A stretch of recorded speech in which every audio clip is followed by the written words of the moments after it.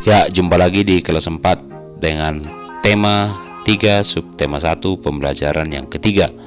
Nah, pada video kali ini kita belajar tentang bagian-bagian tumbuhan.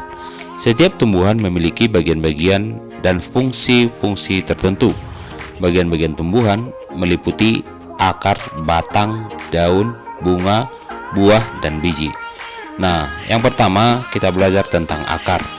Akar merupakan bagian tumbuhan yang tumbuh di dalam tanah. Secara umum jenis akar ada dua, yaitu akar serabut dan akar tunggang. Akar serabut dimiliki oleh tumbuhan berkeping satu, contoh padi dan jagung. Akar tunggang dimiliki oleh tumbuhan berkeping dua, contohnya mangga dan jambu. Nah, berikut ini adalah contoh akar serabut. Akar serabut ini berbentuk seperti serabut dan berukuran kecil. Nah, berikutnya akar tunggang.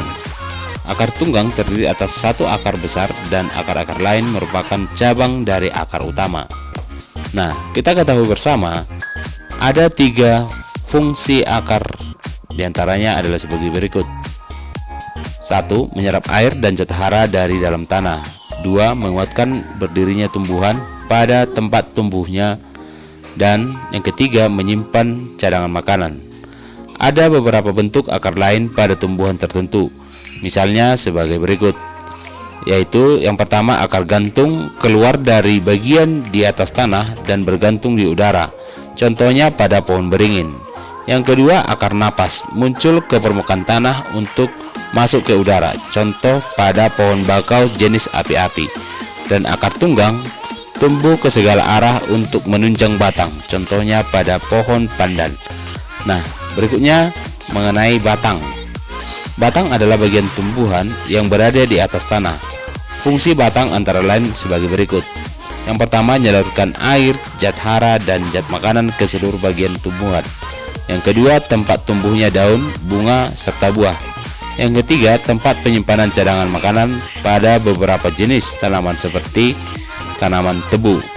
Nah, tumbuhan ada memiliki batang berkayu seperti pohon jati, mangga, dan pohon beringin. Batang berkayu memiliki zat kayu dan kandungan air yang lebih sedikit. Selain itu juga batang basah dan berongga seperti bayam, keseledri, jagung, dan rumput. Batang basah dan berongga lunak mengandung air udara yang lebih banyak. Nah, daun berfungsi sebagai tempat fotosintesis. Fotosintesis adalah proses pembuatan makanan pada tumbuhan dengan bantuan energi cahaya matahari. Selain itu, daun juga berguna sebagai tempat tunggapan air dan sebagai alat pernapasan pada tumbuhan. Daun dapat dibedakan berdasarkan bentuk tulang daun, misalnya sebagai berikut. Yang pertama, bentuk tulang daun menyirip. Yang kedua, bentuk tulang daun menjari. Yang ketiga, bentuk tulang daun sejajar. Berikutnya adalah bunga, buah, dan biji. Bunga memiliki peran penting dalam perkembangbiakan tumbuhan karena pada bunga terdapat alat-alat perkembangbiakan seperti putik, benang sari. Bunga tersusun atas beberapa bagian, yaitu mahkota, kelopak, tangkai, putik, benang sari. Buah dan biji merupakan bagian tumbuhan hasil dari perkembangan bunga. Putik yang telah diserbuki oleh serbuk sari akan tumbuh menjadi biji. Biji dilindungi oleh bagian buah. Buah dari setiap tumbuhan memiliki bentuk yang beragam. Nah, seperti ini gambarnya. Nah, selanjutnya mengamati bagian-bagian tumbuhan. Silahkan buatlah kelompokmu yang beranggotakan 3-4. Nah, dalam bentuk diskusi secara bentuk WhatsApp. Nah, berikut ini diskusikanlah hal-hal berikut. Nah, berikutnya kita belajar tentang membuat pertanyaan dalam wawancara. Nah, ada beberapa hal yang perlu kita perhatikan dalam membuat pertanyaan dalam wawancara, yaitu kata apa berfungsi untuk menanyakan hal yang peristiwa yang terjadi.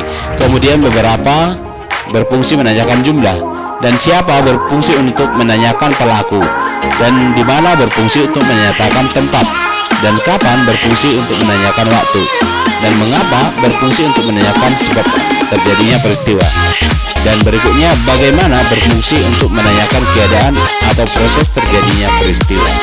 Nah, selanjutnya perhatikan gambar berikut. Buatlah daftar pertanyaan wawancara sesuai dengan gambar di samping, yaitu budidaya tanaman stroberi. Oke, sekian dan terima kasih. Semangat belajar.